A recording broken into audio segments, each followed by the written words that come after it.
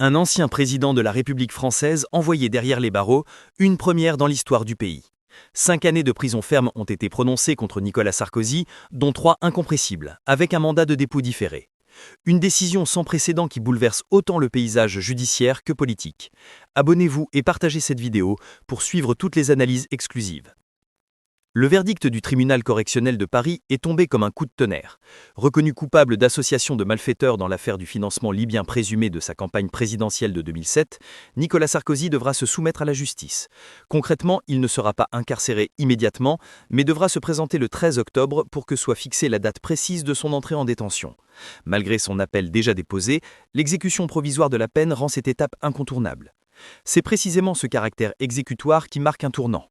Dans le passé, les anciens chefs d'État, pourtant visés par des procédures, avaient toujours échappé à la prison. Cette fois-ci, la justice française affirme clairement que l'immunité politique n'existait plus une fois le mandat achevé. En d'autres termes, nul n'est au-dessus des lois, pas même celui qui a occupé la fonction suprême. Pour l'ancien président, l'abattage judiciaire ne fait que commencer. Devant les caméras, Nicolas Sarkozy a dénoncé ce qu'il qualifiait de scandale, répétant son innocence. Son avocat, Christophe Ingrand, insiste. L'appel sera mené jusqu'au bout, dans l'espoir d'obtenir un aménagement de peine, tel qu'un placement sous bracelet électronique. Mais à ce stade, aucune certitude ne permet d'envisager un assouplissement. Sur le plan politique, les répercussions sont considérables. L'image de Nicolas Sarkozy, déjà fragilisée par d'autres affaires judiciaires, subit un nouveau coup dur. Son camp se divise. Certains responsables appellent à la solidarité, d'autres estiment qu'il faut tourner la page.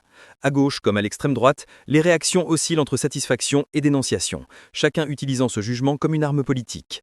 Au-delà du cas Sarkozy, cette condamnation pose une question fondamentale. Que signifie pour la démocratie française l'incarcération d'un ancien président ? Pour certains, c'est la preuve d'une justice indépendante et courageuse, qui applique la loi sans distinction de rang. Pour d'autres, il s'agit d'un acte à forte charge symbolique, nourrissant le sentiment d'une instrumentalisation politique. Enfin, pour l'opinion publique, ce verdict crée une onde de choc durable. L'image d'un ex-chef d'État derrière les barreaux est appelée à marquer les mémoires.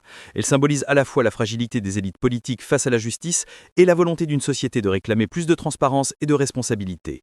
Mais cette étape n'est pas la fin d'un feuilleton judiciaire. D'autres enquêtes, d'autres procès attendent encore Nicolas Sarkozy.